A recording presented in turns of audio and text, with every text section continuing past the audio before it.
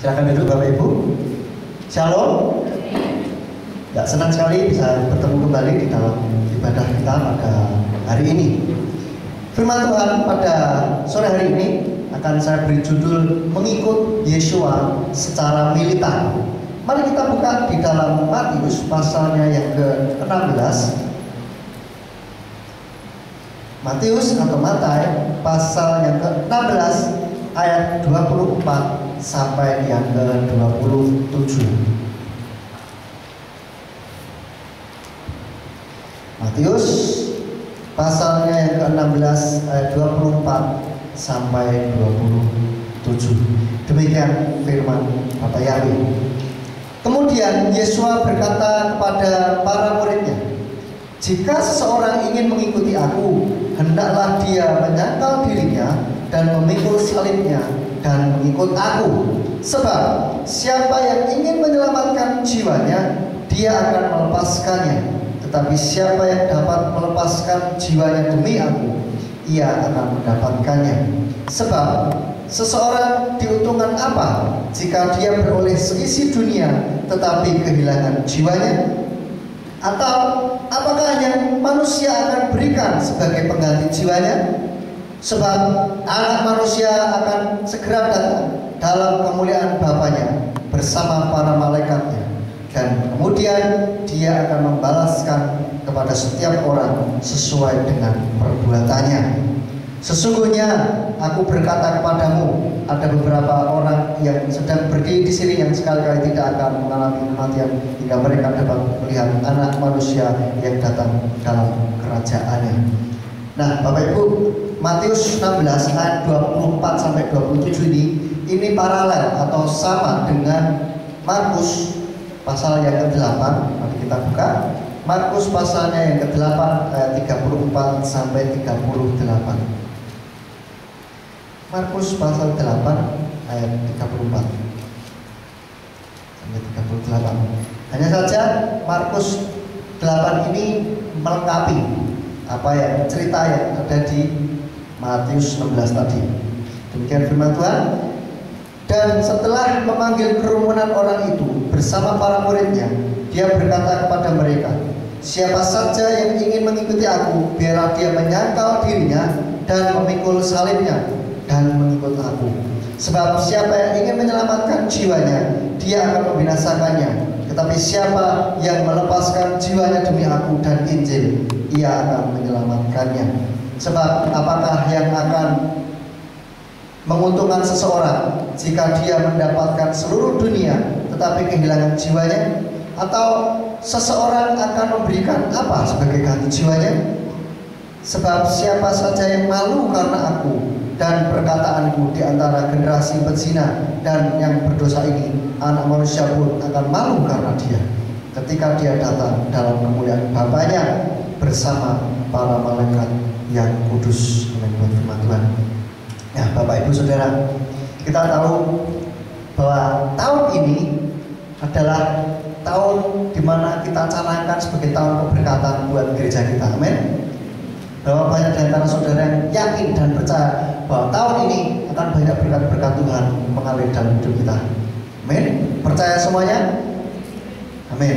Saya pun juga percaya Bapak Ibu.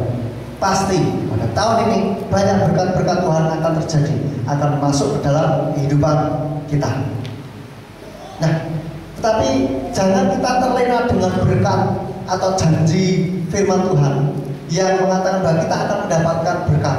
Lalu kita akhirnya fokus hidup kita dalam mengiring Tuhan, fokusnya hanya pada berkat saja, sehingga lupa apa yang harus dilakukan supaya berkat itu datang. Kisah di dalam yang ayat barusan kita baca ini, sebetulnya ada kisah yang sebelumnya, yaitu ketika Yeshua bertanya kepada para muridnya, "Menurut orang-orang, siapakah aku?" Tuhan Yesus katakan. Lalu ada yang bilang, "Oh, Yohanes Pembaptis." Bukan, ada yang bilang Elia. Tetapi Petrus bilang, "Engkaulah Mesias dari Tuhan." Lalu Tuhan bilang apa? "Betul katamu, karena engkau mengatakan dari Tuhan." Jangan bilang-bilang. Lalu Tuhan menceritakan, setelah kejadian itu Tuhan bilang, sejak saat itu Yesus mulai menunjukkan kepada para muridnya bahwa seharusnya lah dia menderita, dibunuh, disalib oleh orang-orang. Di ayat yang ke-21 katakan, sejak saat itu Yesus mulai menunjukkan kepada para muridnya bahwa seharusnya dia pergi ke Yerusalem dan menderita banyak hal dari para tua-tua dan imam-imam kepala dan para ahli kitab, dan dibunuh dan dibangkitkan pada hari ketiga. Tuhan Yesus mengemukakan dalam Matius 16 ayat 21 tadi bahwa Tuhan Yesus akan menderita. Tetapi apa yang dikatakan oleh Petrus? Namun sambil menarik dia, Petrus mulai menegur kepadanya dengan berkata, ada rahmat atasmu ya Tuhan, hal itu sekali-kali tidak akan terjadi atasmu. Namun seraya berpaling dia berkata kepada Petrus, hanyalah dariku hai setan, engkau adalah sandungan bagiku, karena engkau tidak memikirkan perkara-perkara Elohim, melainkan perkara-perkara manusia. Nah, tadi Petrus sudah ngomong bahwa Yesus itu adalah Mesias. Terus ketika dikasih tahu bahwa Yesus akan menderita, lalu Petrus berpikir, oh, tidak mungkin Tuhan, masa Tuhan menderita, akan disalib. Tidak mungkin, Tuhan kan baik. Ya, seringkali kita berpikiran juga mirip seperti Petrus gitu. Kalau Tuhan itu baik, saya tidak mungkin menderita. Kalau tahun ini adalah tahun keberkatan bagi gereja Tuhan di tempat ini, bagi jemaat Tuhan di tempat ini juga, berarti tidak akan ada masalah. Maka hidupmu akan baik-baik saja, fine-fine saja, sehingga kita terlena gitu ya. Fokusnya berkat, pokoknya berkat dan berkat. Nah, ini pemikiran yang tidak sesuai dengan firman Tuhan, Bapak Ibu. Tidak ada ayatnya yang mengatakan bahwa kalau mengikut Tuhan Yesus itu bebas masalah, hidup kita enak terus, nggak ada itu ayatnya. Dan Tuhan tidak pernah menjanjikan hal yang seperti itu. Oleh karena itu pada sore hari ini saya ingin mengingatkan melalui firman Tuhan pada sore hari ini, saya ingin mengingatkan kepada saudara semuanya bahwa kita harus juga siap untuk menghadapi tantangan dalam mengikut Tuhan. Jangan yang dipikir berkatnya saja, tetapi prosesnya kita juga harus mengikuti. Jangan terlena, saudara, dengan janji-janji. Betul, dan saya setuju mengamini juga janji berkat itu. Dan bukan saya anti dengan berkat, tetapi jangan sampai kita fokusnya itu pada berkat dan berkat saja. Di ayat yang pertama kali tadi kita baca, dikatakan, jika seseorang ingin mengikuti aku, hendaklah dia menyangkal dirinya dan memikul salibnya dan mengikut aku. Ada syaratnya, Bapak Ibu, kalau mau mengikuti Yesus. Menyangkal diri yang pertama. Maksudnya apa menyangkal diri? Sebagai pengikut Tuhan Yesus, orang yang militan. Militan itu kalau di dalam kamus itu penuh semangat, bergairah, itu militan. Sungguh-sungguh. Nah, dalam mengikut Yesus kita pun harus militan. Syaratnya yang utama menyangkal diri. Dalam mengikut Tuhan kita harus siap menyangkal diri. Maksudnya bagaimana menyangkal diri? Menyangkal itu dari kata dasar sangkal. Sangkal itu, menyangkal itu menolak atau tidak mengakui. Nah, kalau menyangkal diri artinya kita menolak atau tidak menerima atau tidak mengikuti setiap keinginan yang ada di dalam diri kita. Yaitu kita inginnya apa? Senangnya menonjol, dipuji, egois, sakarpe diri, sesuka hati kita. Ya, segala keinginan daging itu kita berarti sedang menyangkal diri, melepaskan segala keegoisan kita, dan juga memikirkan apa yang dipikirkan oleh Tuhan. Tadi Petrus dimarahi oleh Tuhan. Kenapa? Karena Petrus berpikir menggunakan pikiran manusia, memikirkan apa yang dipikirkan manusia, bukan memikirkan apa yang dipikirkan oleh Tuhan. Yang namanya Mesias dikatakan harus dibunuh dan dibangkitkan pada hari yang ketiga. Tapi Petrus gak mau seperti itu. Maunya ya sudah lah, jadi Mesias begitu. Cuma gak usah dibunuh lah gitu kan. Tapi bukan itu yang mau Tuhan. Mau Tuhan adalah Yesua disalib, baru dibangkitkan, baru gelar Mesias itu didapat. Mesias menyelamatkan setiap manusia dengan mencurahkan darahnya. Ya. Demikian pula kita Bapak Ibu, dalam belajar firman Tuhan atau di dalam kita membaca firman Tuhan, kita mulai pikirkan apa yang dipikirkan Tuhan. Kita mulai lepaskan apa yang jadi doktrin selama ini yang tidak sesuai dengan firman Tuhan. Pemikiran-pemikiran kita dari awal lepaskan. Seringkali yang merasa pinter gitu ya, bisa membolak-balik ayat gitu sehingga artinya berlawanan dengan apa yang sudah tertulis. Saking pinternya gitu ya. Jadi ada ayat mengatakan apa begitu diputar balik sehingga artinya lain dan mendukung apa yang dia lakukan. Nah ini yang tidak berkenan di hadapan Tuhan. Misalkan ada ayat yang mengatakan jangan mencuri, lalu kita berpikir dalam kejadian kisah kehidupan sehari-hari kita berpikir, oh kalau gini kan tidak termasuk mencuri, ya kan? Ya ngapusi sidik gitu kan supaya uangnya dapat lebih banyak begitu kan, tidak mencuri, ya kan? Itu hanya permainan bisnis saja gitu kan. Nah itu tapi kategorinya sebetulnya mencuri gitu loh. Seringkali orang yang terlalu pintar itu kadang milih-milih firman Tuhan mana gitu, nanti kalau yang mengenal dia lalu langsung excuse, oh enggak ini kan maksudnya begini, diartikan sendiri ya.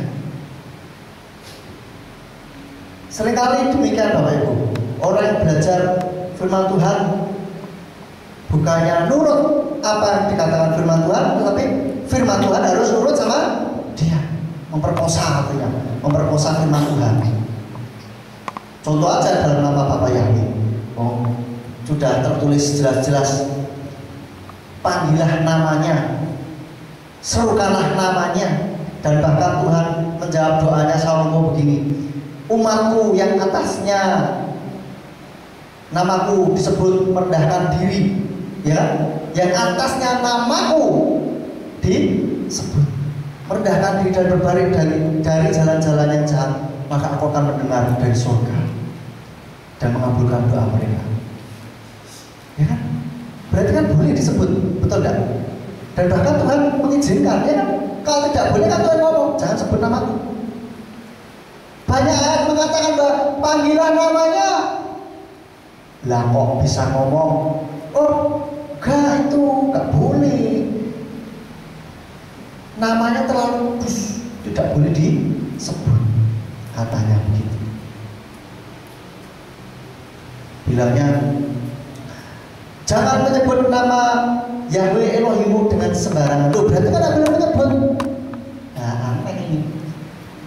Yang tidak boleh menyebut itu dengan sembarangan. Tapi kalau menyebut dengan hormat, boleh nggak? Boleh. Seperti itu. Katanya ada dalilnya, oh itu terlalu kudus namanya nama Bapak Yahweh, sehingga hanya imam besar saja yang boleh menyebut, itu pun setahun sekali dan harus di ruang maha kudus di kemah pertemuan, katanya begitu. Saya pernah mendengar ada orang berargumen seperti itu. Nah kok lucu? Oke, kalau katakanlah katanya kalau nama Yahweh terlalu kudus tidak boleh disebut, berarti nama Yesus atau nama Yesua tidak kudus dong, karena kita sering sebut, ya toh? Tidak masuk akal pada manusia itu. Memperkosa apa yang sudah tertulis untuk membenarkan pemikiran sendiri. Nah ini artinya belum menyangkal diri. Seringkali orang yang belum menerima nama Bapa Yahweh sulit sekali. Yang saya perhatikan menurut pengamatan saya sendiri adalah orang yang merasa pintar, apalagi sudah sekolah teologi gitu, sehingga begitu nama Bapa Yahweh disampaikan dia tidak terima. Wah, bukan begitu. Namanya kan Tuhan itu tidak punya nama. Dan ada yang ngomong seperti itu. Dulu saya diajari tidak pernah begitu. Dosen saya tidak pernah menyebut Yahweh. Nah, soalnya makanya bersikukuh gitu kan. Belum menanggalkan pemikiran keegoisannya. Keegoisan itu tidak hanya berbicara masalah diri sendiri, tapi pikiran juga gitu. Pemikiran kita petangkan mati-matian, itu namanya belum menangkal diri. Ditegur firman Tuhan kurang ajar, nyindir aku, siapa sih yang ngerti? Nah, siapa yang memberitahu pendetanya sehingga kok saya tertegur terus butuh tidak ke gereja? Itu belum menyangkal diri. Bapak Ibu, biarlah kita mulai sekarang belajar menyangkal diri kita. Tuhan ingin kita itu menanggalkan setiap keegoisan kita, keinginan daging kita. Biarlah kita seperti Yohanes Pembaptis atau Yohanes Pembaptis, katakan dalam Yohanes 3 ayat yang 30, katakan, ia harus semakin besar dan aku harus semakin kecil. Dia harus bertambah-tambah dan aku harus semakin berkurang. Harusnya seperti itu. Dan sekarang kita juga mulai cek motivasi pelayanan kita dalam mengikut Tuhan Yesus. Kita pelayanan motivasinya apa? Ingin ditonton orang, ingin dipuji orang, atau cari duit kah? Ataukah betul-betul kita mengasihi Tuhan? Tidak ada yang tahu selain diri kita dan Tuhan apa yang ada dalam motivasi hati kita. Bedanya sangat tipis sekali. Ketika kita nyanyi dengan sungguh-sungguh, suaranya hebat, bagus, tapi sikap hati kita tidak ada yang tahu, hanya kita dan Tuhan yang tahu. Sama-sama nyanyi bagus, tapi yang satu dengan kesombongan, loh ini loh saya pinter nyanyinya, loh ini loh saya pinter mainin musik, ini loh saya pinter ngomongnya, dan sebagainya. Gak ada yang tahu. Kita nyanyi dengan sungguh-sungguh khusus untuk Tuhan, tidak mempedulikan entah dipuji orang, dilihat orang ataupun tidak. Kita lakukan untuk Tuhan. Toh sekilas dalam pandangan mata tidak ada yang berbeda. Betul Bapak Ibu? Maka dari itu kita cek motivasi hati kita pada malam hari ini.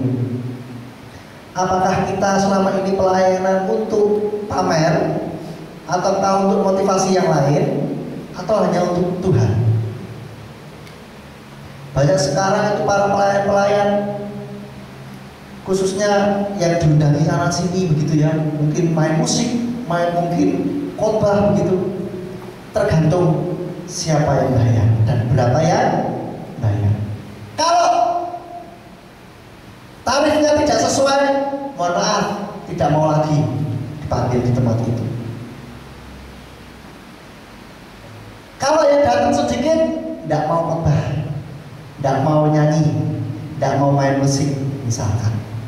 Ada, jadi istilahnya malah dagang, malah usahanya apa? nek khotbah ya usahanya berarti usaha firman Tuhan, gitu kan, dagang firman.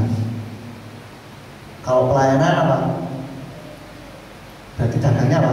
Main musik atau nyanyi gitu ya. Jadi kalau ada duitnya baru mau, ya itu motivasinya sudah lain. Tidak menyangkal diri.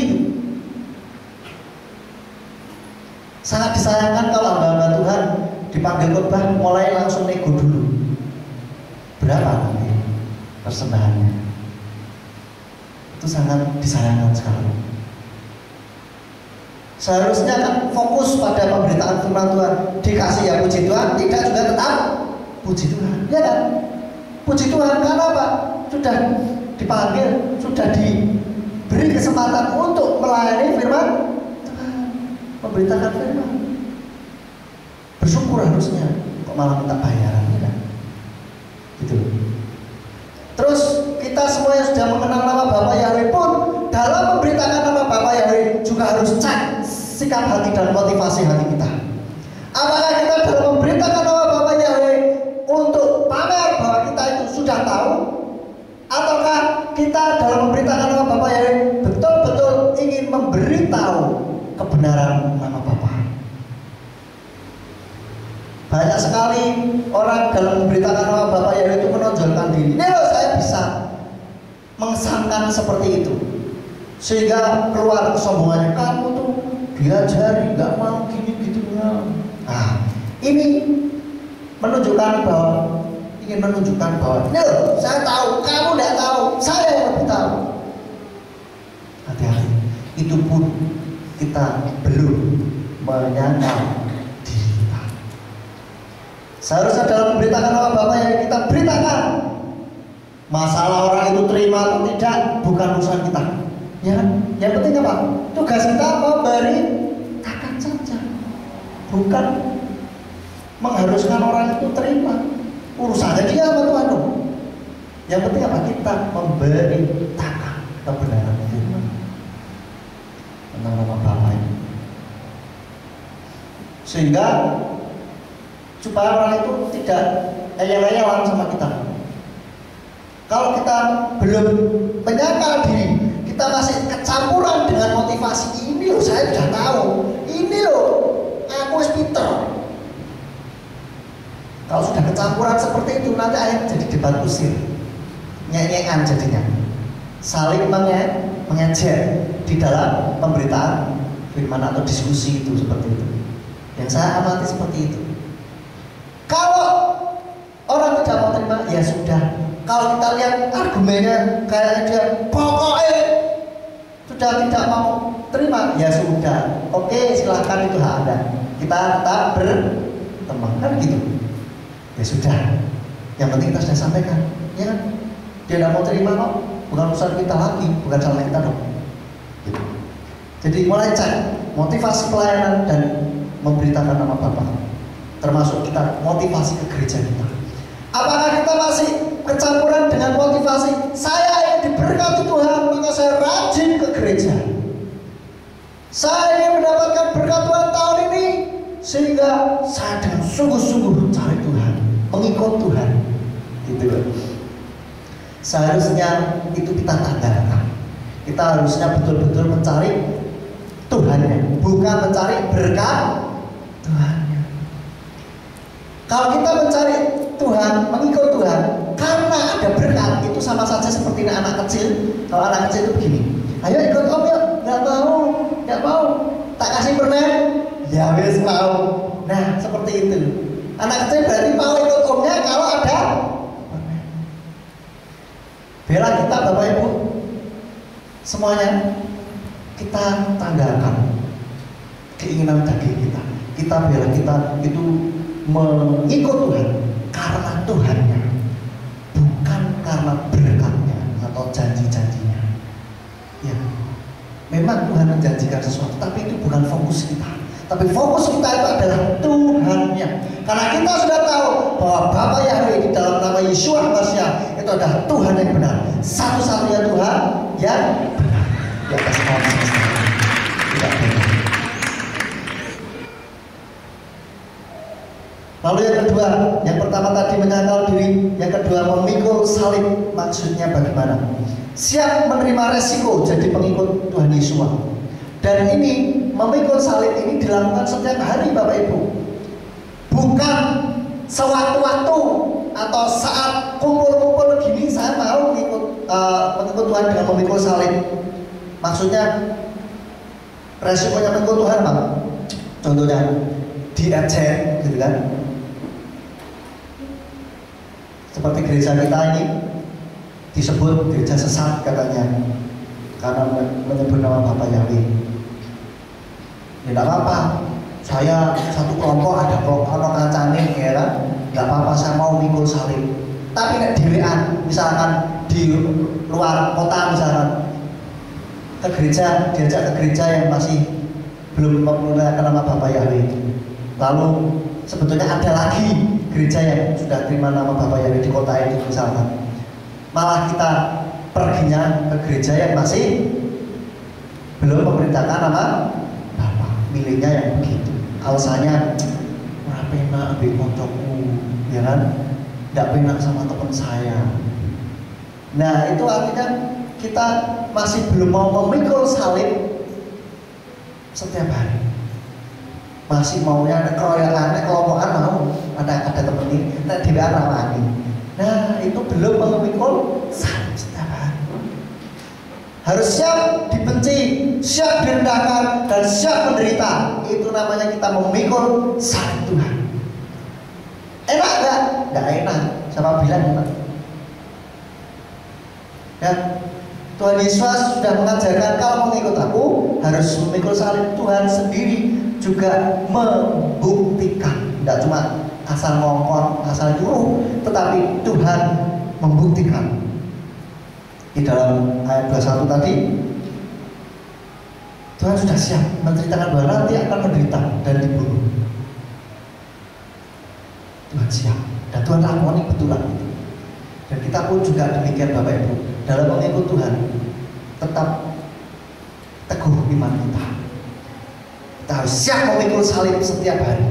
Mungkin di dalam sekolah, di dalam gereja, di dalam pekerjaan kita sendiri yang kenal nama Bapak Yahweh, atau kita sendiri yang Kristen sehingga kita dibenci atau didiskriminasi. Tetap tegak, jangan sedikit pun goyah. Justru di saat seperti itulah tunjukkan terang kita. Tunjukkan bahwa kita itu berbeda dengan orang-orang yang belum kenal nama Bapak Yahweh. Kita harus menunjukkan terang Bapa, kebenaran nama Bapa itu betul-betul kita tunjukkan dalam perilaku kita, bukan hanya dalam pengertian otak kita, tapi terwujud di dalam setiap tingkah laku kita. Siap menderita, siap dibenci, tapi dibenci bukan karena salah kita, nyalahi aturan, dibenci orang, ya itu memang hukumnya begitu. Tapi kalau kita dibenci karena kita memberitakan firman, karena kita hidup di dalam firman Tuhan, bersyukurlah. Bersyukurlah karena ada janji Tuhan yang menanti, ya. Bersyukur harusnya. Di sekolah dianiaya, artinya dibully, didiskriminasi mungkin karena Kristen sendiri atau sudah menerima nama Bapak Yahweh sendiri, dikucilkan itu teman, sudah jangan khawatir, harus siap dan jangan terus kompromi. Ya sudahlah, daripada ada punya teman di kerjaan juga, ya kan, wes saya tak manut saja. Harusnya ke gereja, tidak ke gereja, mulai kompromi, mulai menukar keselamatan dengan yang lain. Mungkin di kerjaan kamu boleh nanti bisa naik pangkat, tapi mulai minggu depan tidak usah ke gereja. Mungkin seperti itu. Kalau mulai kita menerima, ya wis lah, gitu ya.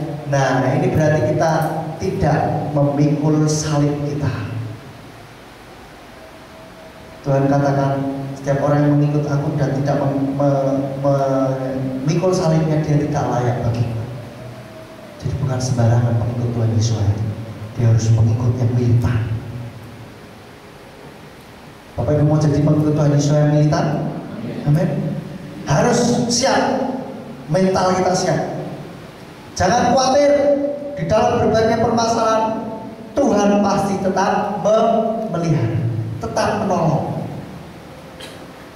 Jangan khawatir kalau dibenci atau berusaha kita itu dimatikan sama orang lain hanya karena kita mengikut nama Bapa Yahweh, hanya karena kita Kristen dengan sungguh-sungguh.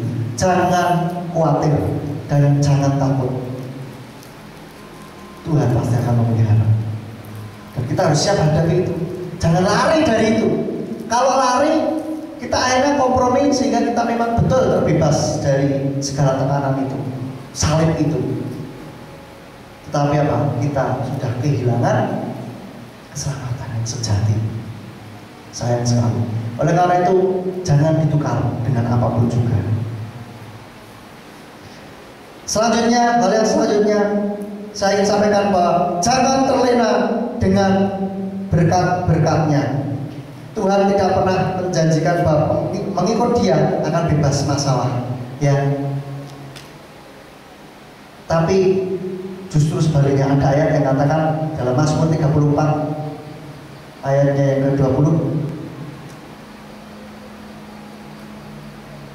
Mazmur pasal yang ke-34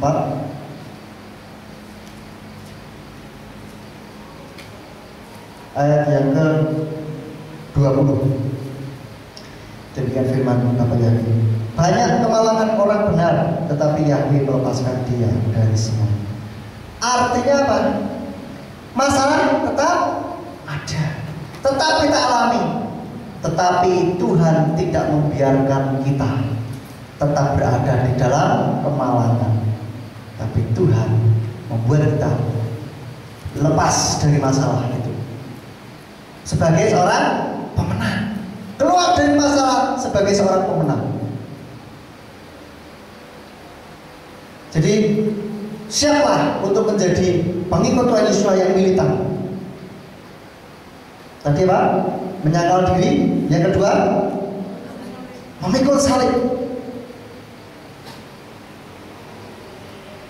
Banyak masalah, jangan khawatir, ya. Tuhan yang akan menolong kita. Dan kalau kita mau janji berkat, mau mendapatkan berkat, berkat Tuhan itu selalu bersyarat. Seperti dalam Ulangan 28, kalau saudara lihat itu perikopnya bilang berkat, yang satunya bilang kutuk, ya kan? Selalu ada, jika kamu melakukan perintah Yahweh Elohimmu begini begitu begini, maka, ya, ada jika, ada maka. Selalu jika maka itu bersyarat. Jadi kita lakukan apa yang jadi mau Tuhan, maka berkat itu akan mengikut. Jadi kalau kita menjadi pengikut Tuhan Yesus, menjadi pengikut yang militan, berkat tidak usah dicari, ngikut sendiri. Amin. Menyangkal diri, memikul salib, otomatis berkat itu akan mengikuti. Nah, sekarang ini setan berusaha untuk menyesatkan atau membelokkan firman Tuhan dengan hanya menekankan pada berkat dan memotong prosesnya, sehingga berpikir, loh ini kan tahun berkat, berarti kalau mau ngapa-ngapain sudah pasti berkat Tuhan itu datang. Loh iya memang betul, tapi berhenti sampai di situ, dilupakan prosesnya. Firman Tuhan kan harus ada ininya, prosesnya, ya kan? Tuhan tidak pernah menjanjikan bahwa berkatnya itu instan, tapi selalu berproses. Memang pertolongan Tuhan ada yang instan, ada yang perlu proses. Tapi dalam kehidupan kita sehari-hari biasanya selalu perlu proses. Perlu proses. Dan proses inilah yang harus kita jalani. Tapi kenyataannya sekarang orang tidak suka susah-susah. tidak suka prosesnya, karena sekarang zamannya instan, apa-apa instan, sehingga dia pun maunya dapat berkat Tuhan secara instan. Repot kalau sudah begini. Sehingga dikatakan, ada yang bilang, kalau mau masuk surga gampang, percaya Tuhan Yesus, selesai. Sekali selamat tetap selamat. Kalau sekali selamat tetap selamat, begitu orang sudah kenal Yesus, selamat dibaptis, ya wis. Setelah itu hidupnya, dia tidak menjaga hidupnya dengan sungguh-sungguh. Akhirnya apa? Bisa masuk surga? Kok saya tidak yakin itu? Karena apa? Buktinya Tuhan bilang apa? Di dalam Matius 7 ayat 21 dikatakan, banyak orang akan berseru kepadaku, Tuhan, Tuhan. Dia akan bilang, bukankah aku berbuat demi namamu? Bukankah aku mengusir setan demi namamu? Tetapi Tuhan akan berterus terang, pada waktu itu aku harus berterus terang kepadamu. Aku sekali-kali tidak mengenal kamu. Ini orang Kristen loh, ya kan? Bukan sembarangan Kristennya, sudah mengusir setan, sudah berkhotbah, bernubuat, luar biasa. Tapi kalau hidupnya tidak sesuai dengan firman Tuhan, tidak menjaga hidupnya sesuai dengan firman Tuhan, hitungannya di dalam hadapan Tuhan itu adalah pembuat kejahatan. Tidak menuruti apa yang menjadi mau Tuhan, itu adalah sebuah kejahatan di mata Tuhan. Sehingga kalau orang tidak tahu prosesnya, tidak dikasih tahu prosesnya, orang akan terlibat. Begitu kena masalah, sudahlah nggak Tuhan lagi gitu. Dan ada juga yang punya pengertian anugerah yang ngawur, anugerah, pemikirannya anugerah. Katanya mungkin bahasanya apa ya? Full grace, ya, full grace. Jadi anugerahnya itu penuh gitu ya. Betul, anugerahnya penuh gitu ya. Tapi bukan berarti kita mengartikan anugerah secara ngawur. Ngawurnya itu seperti Petrus itu tadi itu loh. Dikatakan ada rahmat atasmu ya Tuhan. Hal itu sekali-kali tidak akan terjadi atasmu. Ada anugerah Tuhan ya Tuhan. Jadi Tuhan tidak perlu melewati proses itu, tidak perlu mengalami kematian, tidak perlu mengalami penderitaan, karena Tuhan sayang sama Yesus. Ada anugerah, ada rahmat atasmu Tuhan. Tapi Pak Tuhan Yesus nggak mau utusan. Loh, apa dikatakan, hanyalah dariku, hai setan, engkau adalah sandungan bagiku, karena engkau memikirkan apa yang dipikirkan manusia, tidak memikirkan apa yang dipikirkan Elohim. Tuhan selalu mempunyai proses buat kita. Untuk memperoleh berkat itu ada proses, ya. Terus jangan berpikir, Tuhan kan kasih, penuh kasih. Tuh buktinya burung pipit di udara pun Tuhan pelihara, bunga bakung di padang pun Tuhan pelihara. Terus kita tidak usah bekerja pun bisa dapat berkat secara materi. Mana ada yang kalau ayatnya bunga bakung di padang dan burung di udara itu dipelihara, memang betul ada, tetapi terus ditepake ke diri kita. Jadi santai sajalah, pasti dapat berkat. Nek santai beneran, ya aneh. Tuhan katakan jangan khawatir tentang apa yang kamu akan minum pakai. Betul, memang pelihara. Karena kan kita bekerja, melakukan sesuatu, betul enggak? Ada ayat yang lain katakan, bila dia tidak bekerja, janganlah dia makan. Tuhan di dalam Kejadian juga katakan bahwa dengan berpeluh engkau akan mencari rezekimu. Jadi ada proses kan? Kalau anak orang kaya mungkin depositonya orang tua sudah banyak, tinggal makan itu bisa. Itu pun kalau malas-malasan terus pun saya tidak yakin bahwa kekayaannya itu akan terus-terusan gitu. Pasti habis juga kalau tidak bisa mengelola dengan baik. Ya kan? Artinya ada sesuatu proses yang harus kita lakukan. Gitu. Lalu ada yang berpikir juga, Tuhan kan penuh kasih, jadi Tuhan tidak akan pernah menghukum. Jadi setelah berbuat dosa, minta ampun saja, nanti kan diampuni. Berbuat dosa lagi, minta ampun lagi, gampang. Sengaja berbuat dosa, minta ampun lagi, berbuat dosa lagi, minta ampun lagi. Tuhan kan penuh kasih, pasti kan mengampuni dong. Mikirnya seperti itu, kan penuh anugerah dan kasih karunia. Tapi firman Tuhan katakan Tuhan tidak mau dipermainkan. Jadi kadang-kadang itu kalau baca Alkitab itu dipotong sana sini gitu ya, terus diambil, dipegang sesuatu yang menyenangkan.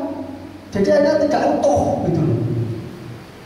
Membelokkan, setan hati-hati ya, membelokkan firman Tuhan itu seperti itu, dipotong sana sini yang menyenangkan buat dirinya sehingga lupa tentang proses. Padahal proses ini yang penting. Ya, lalu gampang lah, ya kan? Tuhan kan penuh kasih, jadi pasti masuk surga semua lah, ya kan? Tuhan tidak mau dong orang itu masuk neraka, betul tidak? Betul. Tapi berhenti sampai di situ toh. Sehingga apa? Kalau Tuhan itu penuh kasih dan Tuhan tidak ingin kita masuk neraka, pasti tidak ada orang yang masuk neraka. Neraka kan dibuat oleh setan, ya memang betul. Tapi itu akhirnya mengartikan yang ngawur, sehingga itu kan bahasa setan, sudah. Terus manusia tidak akan masuk gitu kan. Dan kalau manusianya tidak mengikut Tuhan, malah sakar dewe mengikut setan, ditipu oleh setan, ya otomatis masuk bareng setan toh, iya kan? Tuhan juga sudah bilang di sana terdapat ratap dan kertak gigi kok, iya kan? Terdapat lautan api yang menyala-nyala. Sudah memperingatkan seperti itu. Hati-hati saudara, akhir zaman ini banyak sekali orang sukanya instan, prosesnya dipotong sana sini, sehingga akhirnya orang tidak suka menderita, tidak mau menderita, mengikut Tuhan Yesus. Males mengikut Tuhan Yesus, terima Bapak Yahweh, menderita, nanti disingkirkan teman, dicap sesat, sudah kuat aku. Mending sudah daripada hidup saya seperti ini, sudah. Terus akhirnya kita menjual berapa? Ya sudah. Terus akhirnya kita tanda kutip mengalah pada keadaan. Itu artinya kita tidak memikul salib kita, karena kita selalu kompromi, sehingga akhirnya apa? Ketika Tuhan minta pertanggungjawaban, kita bukan menjadi pengikut Tuhan yang setia, karena banyak komprominya kok, ya, tidak militan gitu. Banyak pengertian-pengertian yang ini ngawur gitu. Saudara hati-hati dengan sesuatu yang kabar yang selalu enak-enak, harus dicek betul ada prosesnya atau tidak gitu. Ada orang berkata bahwa ada pendeta bilang sekarang itu jalan menuju ke surga itu sudah lebar. Sekarang kan banyak pelebaran jalan, sehingga jalan menuju ke surga pun ikut dilebarkan oleh Tuhan. Mana ada ayatnya katanya. Firman Tuhan tidak pernah berubah dulu, sekarang, sampai selamanya ya. Kalau Tuhan bilang A, ya sudah A sampai selamanya ya kan. Gitu. Jalan menuju ke surga itu sesak pintunya. Tidak pernah Tuhan bilang nanti pada tahun sekian milenium nanti jalannya akan diperlebar. Tidak pernah ada. Tapi Tuhan bilang jalan ke surga itu pintunya sesak dan sempit, betul? Hanya sedikit orang yang ke sana. Jadi artinya apa? Mengikut Tuhan Yesus masuk ke surga itu tidak gampang. Harus militan. Kalau tidak mau sesak-sesakan, ya tidak bisa masuk surga. Mau masuk surga itu pintunya sesak ini, ya kan? Sehingga banyak orang yang berpikir kalau diajarin seperti itu. Saya dengar ada yang mengajarkan seperti itu. Oh sudah, pintunya lebar, sehingga mulai kompromi macam-macam. Orang homo, orang lesbi gitu, orang yang pemburit segala macam yang tertulis dalam kitab Wahyu itu tidak masuk dalam kerajaan surga. Mereka masih kalau diajarin yang seperti itu, akhirnya berpikir saya tetap masuk surga. hidupnya tetap di dalam dosa, istrinya banyak, suaminya banyak, berzina, begitu maksudnya, terus korupsi, terus narkoba, terus apalagi berbuat dosa yang lain-lain, masih tetap merasa bahwa bisa masuk surga. Karena kan Tuhan penuh kasih, anugerahnya ada atasku, katanya begitu. Hati-hati saudara.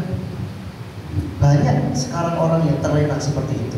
Oleh karena itulah maka sekarang kita lihat ada pernikahan sejenis bahkan diberkati di gereja. Hak asasi dong katanya. Tuhan kan menciptakan manusia seperti itu katanya. Loh, kok Tuhan mau menciptakan manusia dengan seperti itu? Pasti ada kesalahan di situ, ya kan? Bukan Tuhan yang menciptakan manusia homo atau lesbi, tapi kesalahan manusia itu sendiri. Ya. Tuhan menciptakan Adam dan Hawa untuk bersatu, yang bersatu ya kan Adam dan Hawa, bukan Adam dan Bowo, bukan juga apa nama cewek sama cewek itu, misalkan Mawar dan Hawa, bukan, semua laki dan perempuan. Tuhan tidak pernah menciptakan transgender. Loh, saya pernah membaca itu ada di negara mana itu jenis kelaminnya ada tambah satu. Apa gitu ya, transgender atau apa gitu. Jadi laki perempuan dan transgender. Bingung nggak itu saudara? Ayo, nggak laki, nggak perempuan gitu. Ngeri sekali Bapak Ibu sekarang ini di luar sana.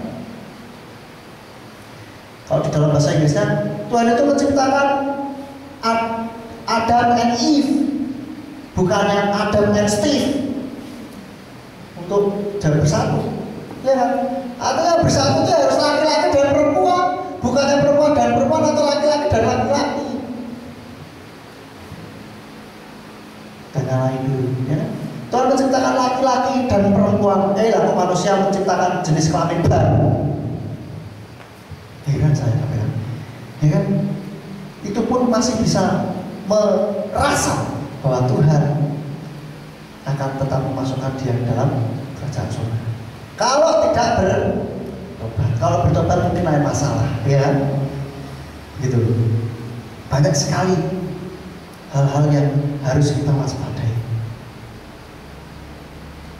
Karena semuanya kan maunya enak. Zaman sudah enak sekarang, sehingga kita tidak mau susah.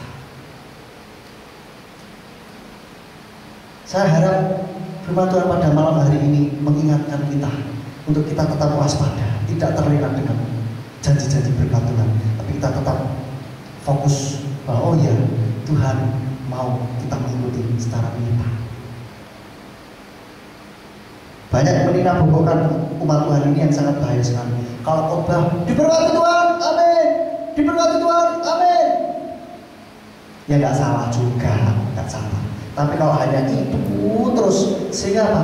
Umat Tuhan yang nggak tahu apa-apa akan jadi seperti dinabobokan, tidak tahan banting. Begitu ada permasalahan kehidupan, dalam realitas kehidupan, maka dia akan mundur. Kok tidak seperti yang dikhotbahkan, dan tidak tahu bagaimana harus menghadapinya. Karena Pak Pendetanya tidak pernah ngajari. Kita bersyukur kalau di sini kita juga sering juga diingatkan, selain ada berkat juga ada proses. Kalau selalu berkat dan berkat, khotbahnya yang mengenakan apa? Telinga kita, mengenakan kita terus, itu seperti angin sepoi-sepoi gitu kan, sehingga untuk ada ilustrasi seperti ilustrasi yang ini, yang kera di atas pohon itu ada angin bertiup keras, dia pegangan kenceng gitu kan, kenceng sekali dan satu-satu. Tapi ketika dikasih angin sepoi-sepoi, langsung dia ngantuk, wah enak sekali ini, terlena akhirnya ya kan, enak kok. Terlena tidur, begitu ada air batu, langsung jatuhlah dia. Demikian pula kita, kalau kita selalu dengarnya enak, wah dimotivasi gitu, terus akhirnya terlena. Ada jemaat, ada orang yang ngomong begini, Kita kan sudah kerja dari Senin sampai Sabtu, stres, penuh tekanan di dalam kerjaan. Harusnya gereja itu kan khotbahnya itu yang memotivasi jemaat dong, yang membangkitkan semangat, musiknya yang bagus, menghibur gitu loh katanya. Sudah ini tekanan di kerjaan, begitu datang ke gereja khotbahnya pikul salib, menyangkal diri, itu sudah melenet di melenet sesan gitu loh. Ada yang seperti itu komplain, bukan di sini sih, saya pernah mendengar, tapi ada orang bilang harusnya kan begitu gereja gini. Ya betul juga kata orang itu, bener sih. Cuman kalau mau cari motivasi, mau cari hiburan, ya jangan ke gereja dong. Cari tempat lain. Gereja kan bukan motivasi, tempat motivasi.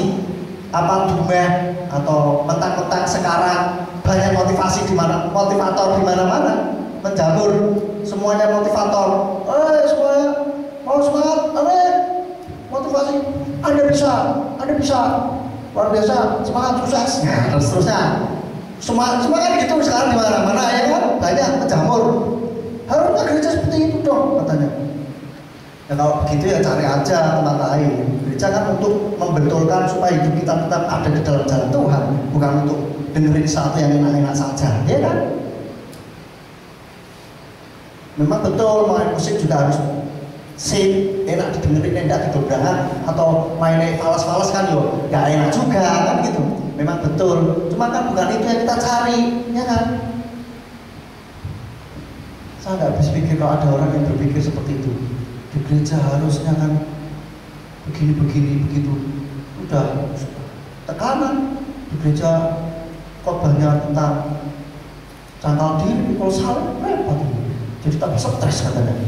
Loh, ini berarti dia masih memikirkan perkara-perkara manusia, memikirkan apa yang dipikirkan manusia.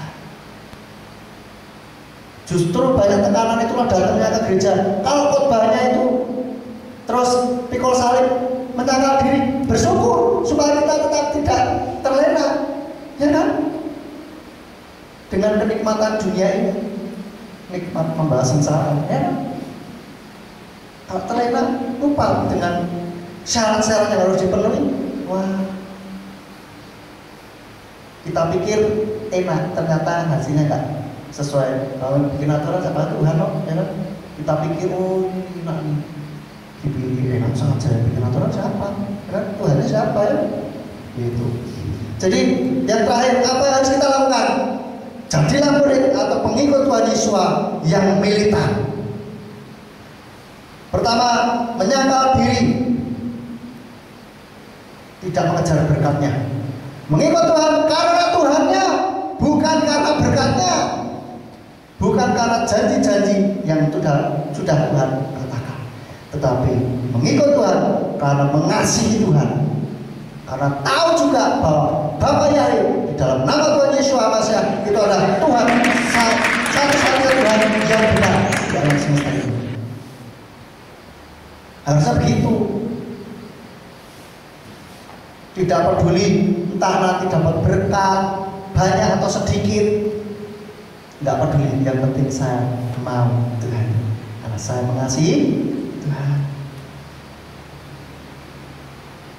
Jadi kita mengikut Tuhan itu istilahnya nanti tulus gitu loh, tidak mengharapkan sesuatu yang, tapi kita betul-betul mengharapkan Tuhannya.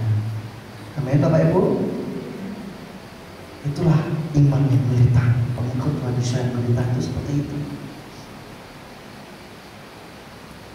Yang kedua, memikul salib, siap untuk menerima resikonya. Dibenci, Tuhan bilang berbahagialah mereka yang dibenci oleh karena kebenaran, atau dianiaya oleh karena kebenaran, ya? Karena mereka akan punya kerajaan surga. Kalau yang ketika ikuti Tuhan, apa yang Tuhan mau, apa yang Tuhan beritakan, diikuti. Tidak memotong sana sini, tapi ikuti secara keseluruhan. Mengikut Tuhan bukan karena berkat, bukan karena janjinya, tetapi karena kita betul-betul mengasihi Tuhan. Itulah sebagai orang-orang yang militan. Mungkin kita berdoa setelah sekian lama kok tidak dijawab-jawab. Jangan khawatir Bapak Ibu Saudara. Jangan berkecil hati. Yang penting ikuti saja Tuhannya. Kalau masalah doanya itu dikabulkan atau tidak bukan urusan kita. Yang penting kita mengikut Tuhan yang benar. Amin. Kalau kita mengikut Tuhan terus doa, terus akhirnya kita mulai bertanya-tanya, Tuhan, kok doa nggak dijawab-jawab, kenapa Tuhan ya? Terus kita mulai mundur, waduh, jangan-jangan salah nih saya mengikut Tuhan, gitu kan? Mengikut Tuhan yang salah gitu. Nah itu harus introspeksi, saudara. Harusnya kita mengikut Tuhan dengan sungguh-sungguh. Masalah pengabulan berdoa Tuhan yang tahu. Jawabannya paling iya, tidak atau tunggu. Amin buat firman Tuhan. Mari kita tundukkan kepala.